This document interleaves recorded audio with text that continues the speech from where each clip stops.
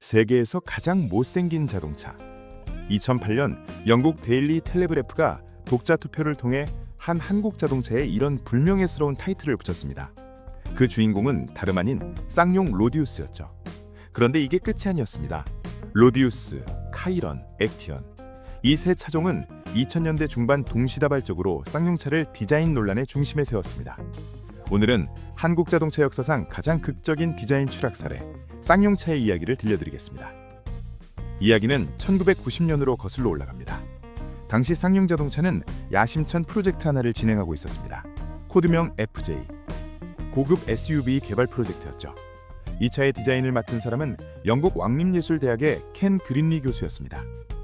켄 그린리가 내놓은 디자인은 당시로서는 혁명적이었습니다. 에어로 다이내믹 스타일, 승용차 수준의 공기저항 개수 0.36을 실현한 날렵한 차체, 그리고 SUV임에도 불구하고 승용차와 같은 세련됨을 추구한 과감한 시도였습니다. 무쏘가 세상의 모습을 드러냈습니다. 시장의 반응은 폭발적이었습니다. 당시 경쟁 모델이었던 현대 갤로퍼와는 차원이 다른 세련된 디자인이라는 평가를 받았죠. 메르세데스 벤츠의 엔진과 기술력까지 더해지면서 무쏘는 단순한 지프가 아닌 고급 SUV라는 새로운 카테고리를 국내에 개척했습니다. 디자인상도 줄줄이 받았습니다. 1994년 우수 디자인상, 1994년과 1996년 영국 버밍엄 모터쇼 사륜구동 부문 오토 디자인상 수상. 영국 언론은 무쏘를 두고 승용차 같은 얼굴을 가진 SUV라며 극찬했습니다. 랜드로버 레인지로버, 미쓰비시 파제로와도 다른 독보적인 디자인이라는 평가였죠. 무쏘는 13년간 약 25만 대가 판매되며 쌍용차의 간판 모델이 되었습니다. 2001년 더 큰 플래그십 모델 렉스턴이 나온 후에도 무쏘의 인기는 식지 않았습니다. 출시 8년차 모델임에도 시대를 앞선 디자인 덕분에 여전히 경쟁력을 유지했거든요. 켄 그린리와 쌍용차의 조합은 완벽해 보였습니다. 그러나 이 황금 콤비가 다시 만났을 때 결과는 정반대였습니다. 1997년 한국을 강타한 IMF 외환 위기, 쌍용 자동차도 예외는 아니었습니다. 1998년 쌍용차는 대우자동차에 인수됩니다. 그리고 대우그룹 김우중 회장의 무리한 경영으로 쌍용차는 모든 설비를 담보로 대출을 받게 되죠. 2000년 이 대우에서 계열 분리되어 독립했지만 이미 회사는 깊은 상처를 입은 상태였습니다. 채권단 주도의 경영이 시작됐고 장기 비전 없이 단기 실적 개선에만 집중하는 경영이 이어졌습니다. 이 시기 쌍용차의 새로운 차종 3대가 개발되고 있었습니다. 로디우스, 카이런, 액티언. 이 차종들의 디자이너는 다름 아닌 켄 그린리 교수였습니다.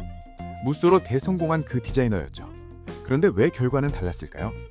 당시 자동차 잡지 자동차 생활에 실린 카이런 개발 비화 기사에 따르면 쌍용차 측이 파격에 지나치게 집중한 나머지 디테일이 과도하게 괴상해졌다는 분석이 나왔습니다. 채권단의 무성의한 경영과 장기 전략 부재 속에서 디자인 검증 과정이 제대로 이루어지지 않았다는 것이죠. 2004년 쌍용차는 중국 상하이 자동차에 매각됩니다. 문제의 새 차종이 연이어 출시되기 시작합니다. 로디우스, 요트에서 영감을 받았다고? 2004년 출시된 로디우스는 쌍용차 최초의 미니밴이었습니다. 기아 카니발을 겨냥해 만든 이 차는 7인승부터 최대 11인승까지 수용 가능한 대형 차량이었죠. 체어맨의 플랫폼을 기반으로 해 고급스러운 승차감을 자랑했습니다. 그런데 문제는 디자인이었습니다. 쌍용차는 로디우스가 럭셔리 요트에서 영감을 받은 프리미엄 MPV라고 설명했습니다. 하지만 현실은 참혹했습니다. 곡선과 직선이 어중간하게 섞인 전면부, 볼륨감 없이 뚝 끊긴 듯한 후면부, 이질적인 요소들이 조화를 이루지 못하고 따로 놀았습니다. 특히 후면부는 장이차 같다는 혹평을 받았습니다. 2008년 영국 데일리 텔레그래프가 독자 투표를 통해 로디우스를 길에서 가장 보기 싫은 차 1위로 선정했습니다. 영국 자동차 리뷰 사이트들엔 이런 평가가 올라왔습니다. 이 차는 처음 보면 웃기고, 두 번째 보면 무섭고, 세 번째 보면 동정심이 든다. 영국 자동차 잡지 탑기어는 로디우스를 WTF 카즈 목록에 올렸습니다. 그나마 2017년 탑기어 방송에서 로디우스를 실제 요트로 개조하는 에피소드를 만들었던 것이 위안이었을까요? 2005년 무쏘의 후속으로 출시된 카이런, 이 차는 로디우스보다 더한 디자인 논란을 불러일으켰습니다. 초기 카이런의 디자인은 일관성이 전혀 없었습니다. 조잡하고 괴상한 모습에 사람들은 경악했죠. 무쏘가 보여줬던 세련됨은 온데간데 없었습니다. 같은 켄 그린리가 디자인했다는 게 믿기지 않을 정도였습니다. 성능은 나쁘지 않았습니다. 하지만 디자인 하나 때문에 카이런은 처참하게 실패했습니다. 무쏘의 명성을 이어받기는커녕 그 명예를 실추시키는 결과를 낳았습니다. 2005년 12월 출시된 액티언은 국내 최초의 쿠페형 SUV였습니다. 뉴코란도의 후속으로 기획된 이 차는 당시로서는 혁신적인 콘셉트였죠. 하지만 역시나 디자인이 발목을 잡았습니다. 로디우스, 카이런, 액티언과 함께 쌍용차의 흑역사 3종 세트로 묶여버렸습니다. 전문가들은 쌍용차가 디자인으로 몰락했다고 입을 모았습니다. 세 차종 모두 공통점이 있었습니다. 성능은 괜찮았다는 것, 그리고 디자인 때문에 망했다는 것. 무쏘는 성공했는데 왜 로디우스, 카이런, 액티어는 실패했을까요? 첫 번째 이유는 경영 환경의 차이였습니다. 무쏘는 쌍용그룹이라는 든든한 재벌의 지원 아래 충분한 시간과 비용을 투입해 개발됐습니다. 3,200억 원의 개발비, 146대의 시험 제작, 철저한 검증 과정을 거쳤죠. 반면 로디우스, 카이런, 액티어는 워크아웃 시절에 개발됐습니다. 채권단은 쌍용차를 1년 내로 정상화시켜 매각할 계획이었지만 인수 희망 기업이 나타나지 않아 매년 1년씩 워크아웃을 연장했습니다. 2005년까지 이 상황이 이어졌죠. 장기 비전이 없었습니다. 채권단은 단기 실적 개선에만 집중했습니다. 디자인 검증에 충분한 시간과 노력을 들이지 않았던 것으로 보입니다. 두 번째는 파격에 대한 집착이었습니다. 무쏘의 성공이 파격적인 디자인 덕분이었다고 판단한 쌍용차는 더욱 파격적인 디자인을 추구했습니다. 하지만 파격과 괴상함은 종이 한 장 차이입니다. 무쏘는 파격 속에서도 균형과 조화를 유지했지만 로디우스와 카이런은 그 선을 넘어버렸습니다. 세 번째는 디자이너의 의도가 제대로 구현되지 못했다는 점입니다. 켄 그린리의 초기 컨셉은 나쁘지 않았을 수 있습니다. 하지만 쌍용차 내부에서 리디자인하는 과정에서 그리고 검증 과정에서 문제가 생겼던 것으로 추정됩니다. 2004년 상하이 자동차에 매각된 후 쌍용차의 상황은 더욱 악화됐습니다.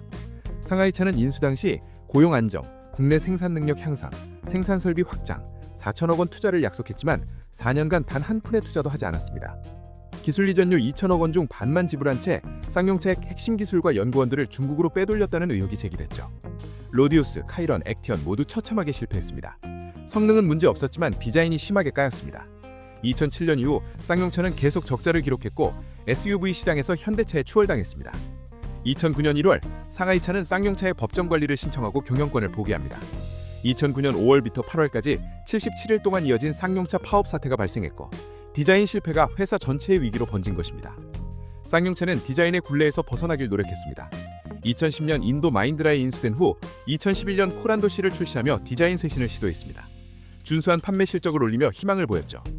2013년에는 로디우스를 전면 리디자인해 코란도 투리스모로 이름을 바꿔 출시했습니다. 직선 위주의 강인한 디자인으로 전작의 이미지를 말끔히 지웠습니다. 전문 매체와 소비자들에게 확실히 나아졌다는 평가를 받았죠. 하지만 근본적인 문제는 남아 있었습니다. 페이스리프트의 한계로 비대한 몸집과 작은 바퀴의 비율 문제는 해결되지 않았고 실내는 로디우스 그대로였습니다. 2015년 출시된 티볼리는 쌍용차의 전환점이 되었습니다. 소형 SUV 시장의 대중화를 이끈 이 모델은 마인드라 인수 후 처음 나온 완전 신차였습니다. 동급 최고 수준의 상품성과 특유의 디자인으로 성공을 거뒀죠. 2022년 출시된 토레스는 새로운 디자인 철학 파워드 바이 터프니스를 바탕으로 한 첫 작품이었습니다. 10년간 공석이었던 중형 SUV 자리를 채우며 쌍용차의 디자인 회복을 알렸습니다. 2023년 회사명을 KG 모빌리티로 변경하며 새로운 출발을 선언했습니다. 2025년에는 차세대 픽업 트럭에 무쏘라는 이름을 부활시켰습니다. 정통 픽업의 이미지를 현대적으로 재해석한 강인한 디자인으로 기대가 모읍니다. 쌍용차의 디자인 논란은 단순한 미적 실패가 아니었습니다. 그것은 한 기업의 생존을 위협하고 수천 명의 인생을 바꿔놓은 경영 실패의 상징이었습니다. 무쏘로 증명됐듯 쌍용차는 훌륭한 디자인을 만들 수 있는 능력이 있었습니다. 문제는 IMF 이후 경영권 혼란 속에서 장기 비전을 잃고 단기 실적에만 매달렸다는 점입니다. 디자인 검증 시스템이 무너졌던 것이죠. 로디우스가 2008년 세계에서 가장 못생긴 자동차로 선정된 것은 창피한 일이었지만 동시에 교훈이기도 합니다. 자동차는 성능만으로 팔리지 않는다는 것. 디자인이라는 첫인상이 얼마나 중요한지를 뼈저리게 느꼈던 것입니다. 다행히 쌍용은 티볼리와 토레스를 통해 디자인 경쟁력을 회복했고 무쏘의 부활로 새로운 도약을 준비하고 있습니다. 한때 디자인 논란의 중심이었던 쌍용차. 그 아픈 역사는 한국 자동차 산업이 얼마나 험난한 길을 걸어왔는지를 보여줍니다. 동시에 실패에서 배우고 다시 일어서는 회복력의 역사이기도 합니다. 이제 KG 모빌리티가 무쏘라는 전설의 이름을 다시 불러낸 만큼 그 명성에 걸맞은 성공을 거두기를 기대해봅니다. 시청해주셔서 감사합니다.